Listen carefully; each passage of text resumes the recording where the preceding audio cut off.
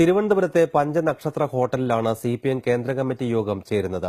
അംഗങ്ങൾക്ക് താമസിക്കാൻ 10,000 ദിവസ വാടകയുള്ള ഡീലക്സ് റൂമുകളാണ് സിപിഎം ബുക്ക് ചെയ്തിരിക്കുന്നത്.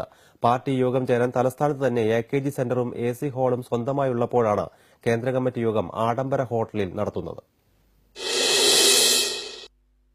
കേന്ദ്ര കമ്മിറ്റി യോഗം കേന്ദ്ര കമ്മിറ്റി മെമ്പർമാർക്ക് താമസിക്കാൻ ഏർപ്പാട് ചെയ്തിട്ടുള്ളത് ഹൈസിന്ത് ഹോട്ടലിലാണ്. അവിടെ തന്നെയുള്ള ഹാളിൽ കേന്ദ്ര കമ്മിറ്റി യോഗം നടത്താനാണ് ഉദ്ദേശിക്കുന്നത്. CPM സംസ്ഥാന സെക്രട്ടറി കോടിയേരി ബാലകൃഷ്ണൻ പറയുന്നതനുസരിച്ച് സമ്മേളനം നടക്കുന്ന ഹോട്ടലാണിത്. ഡീലക്സ് റൂമിനും സമ്മേളനം ചേരുന്ന ഹാളിനുമടക്കം ലക്ഷങ്ങളാണ് ഈ ആഡംബര ഹോട്ടലിലെ പ്രതിദിന വാടക. നേതാക്കൾക്ക് താമസിക്കാൻ പ്രതിദിനം 9,000 രൂപ വാടകയുള്ള 50ലധികം ഡീലക്സ് റൂമുകൾ CPM ഇതിനകം ബുക്ക് ചെയ്തു കഴിഞ്ഞു. 3 രാത്രിയും പകലും നേതാക്കൾ ഇവിടെയായിരിക്കും താമസിക്കുക. യോഗത്തിൽ പങ്കെടുക്കുന്ന നേതാക്കൾക്കുള്ള ഭക്ഷണവും ഈ ഹോട്ടലിൽ തന്നെ ഒരുക്കിയിട്ടുണ്ട്.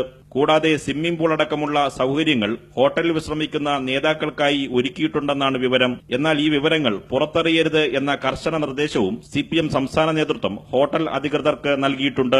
CPM യോഗങ്ങൾ ചേരാൻ AKG സെന്ററും അവിടെ തന്നെ 1000 പേർക്കധികം ഇരിക്കാവുന്ന AC ഹാളും CPMന് സ്വന്തമായുള്ളപ്പോഴാണ് കേന്ദ്ര കമ്മിറ്റി യോഗം ആഡംബര ഹോട്ടലിലേക്ക് പാർട്ടി മാറ്റിയിരിക്കുന്നത്. ഈ പഞ്ചനക്ഷത്ര ആഡംബര ഹോട്ടലിനുള്ളിൽ വച്ചാണ് ഇന്ത്യയിലെ തന്നെ ഏറ്റവും വലിയ തൊഴിലാളി വർഗ പ്രസ്ഥാനം എന്ന് അഭിമാനിക്കുന്ന CPMന്റെ കേന്ദ്ര കമ്മിറ്റി യോഗം നടക്കുന്നത്. ഹോട്ടലിനുള്ളിൽ ഇതിനുള്ള ഒരുക്കങ്ങൾ പൂർത്തിയായി കഴിഞ്ഞു. തിരുവനന്തപുരത്ത് നിന്ന് ക്യാമറമാൻ അരുൺ സുരേന്ദ്രനൊപ്പം നിർമ്മൽ ചക്രവർത്തി, ജീവൻ ന്യൂസ്.